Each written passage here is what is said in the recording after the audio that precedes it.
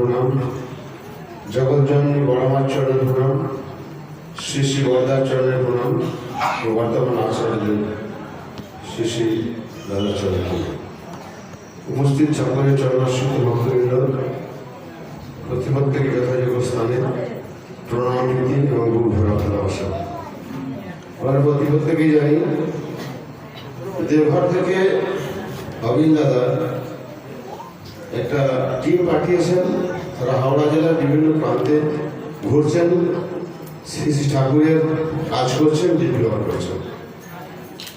কিন্তু তারা শুধু আমাদেরকে এসে কিছুদিনের জন্য সেই প্রসেসটা শিখিয়ে দেবেন, বা কেমনভাবে বলতে হয়, কেমনভাবে করতে হয়, কেমনভাবে যেতে হয় শিখিয়ে দেবেন। কিন্তু এটা আমাদের কন্টিনিউয়াসলি করতে হবে। যদি আমরা এটা 40% শীতের আগে কভার করতে পারি, তাহলে আচার্যদের দাদা কিন্তু হাওড়ায় আসেন। তো এটা আমাদের সবাইকে ট্রাই করতে হবে কি করে আমরা সে 40%-এ চলে যেতে পারি।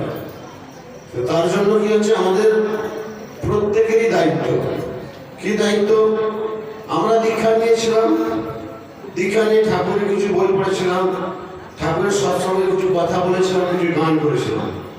তো গান কথা বলতে বলতে বলতে বলতে আমরা ভেবেছিলাম যে আমাদের মাথাতে দুটো সিং গজিয়ে গেছে, আমরা কেউ হোমনা চাওড়া কেউ হয়ে গেছি, বা বিশাল কিছু একটা হয়ে গেছে। এই ভাব জিনিসটা আমাদের ভেতরে যেই প্রবেশ করেছে, তখন ঠাকুর বাড়িতে আচার্যদের দাদা অভিনেতা বুঝতে পেরে গেছে। তো ডিপিওয়ার্ক নামক একটা জিনিসের মাধ্যম দিয়ে আপনাকে বাড়িতে বাড়িতে যেতে হবে, আপনাকে ঠোকা খেতে হবে, আপনাকে অপমানিত হতে হবে, আপনার যদি বাড়ি থেকে কুকুর ছেড়ে দিতে পারে সেটাও আপনাকে সামলাতে হবে। তাহলে আবার সে পুরোনো জায়গায় সে ফিরে আসতে হবে যে আমার মাথা নত করে দাও হে তোমার চরণ ধোলার দরকার। সেই জায়গাটা আমাদের মনের মধ্যে নিয়ে আসতে হবে। তার জন্য কি আছে, আমাদের কি করতে হবে, যার জন্য আজকে এই মন্দিরেতে সবাইকে ডাকা, সেটা হচ্ছে কি যে হারুবাবুর শরীর প্রচন্ড খারাপ। আমি পরম পিতার আতুল চরণে তার শারীরিক মঙ্গল কামনা করি, তিনি যেন সুস্থ হয়ে ওঠেন।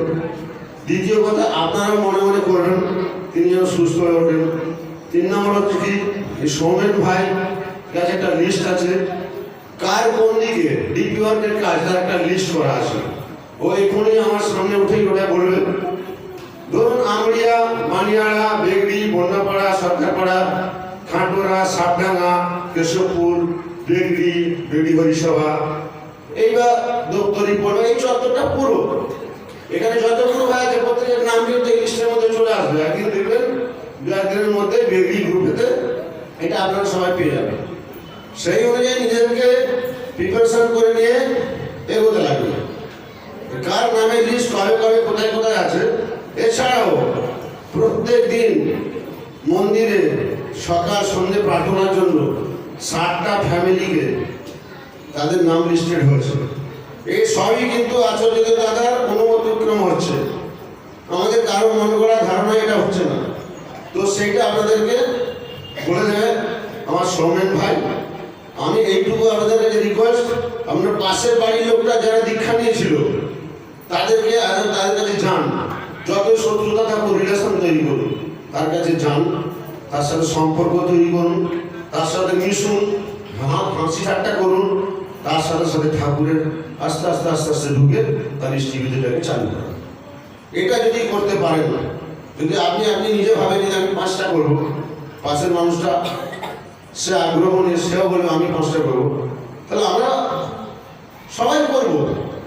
এটা করলে কি হয়, আমাদের জীবনে অনেক গ্রহ আছে, সেই গ্রহগুলো দূরে চলে যায়। অনেক গ্রহরা আমাদের শরীরে আসে অপেক্ষামান, ঢুকেই 10 লাখ টাকা খরচ করে দেবে, ফেলে দিয়ে ঠেকিয়ে দেয় ঠাকুর এই সমস্ত কাজের মাধ্যমে দিয়ে। তাই আপনি ভাবুন যে এটা আপনি ডিপিওয়ার করা মানে আপনি আপনার নিজের মঙ্গল করছেন, আপনার পরিবারের মঙ্গল করছেন, তার সাথে সাথে আপনাকে ঘিরে যারা আছে সবার মঙ্গল হচ্ছে। তো সবারই মঙ্গল করার জন্য আমার মঙ্গলময় পুরুষ পৃথিবীর বুকে এসেছিলেন। এইটুকুই রিকোয়েস্ট আপনারা করবেন। সৌমেন ভাই একটু বলে দেবে। জয় গুরু, সবাইকে শ্রদ্ধা জানিয়ে শেষ করেছি।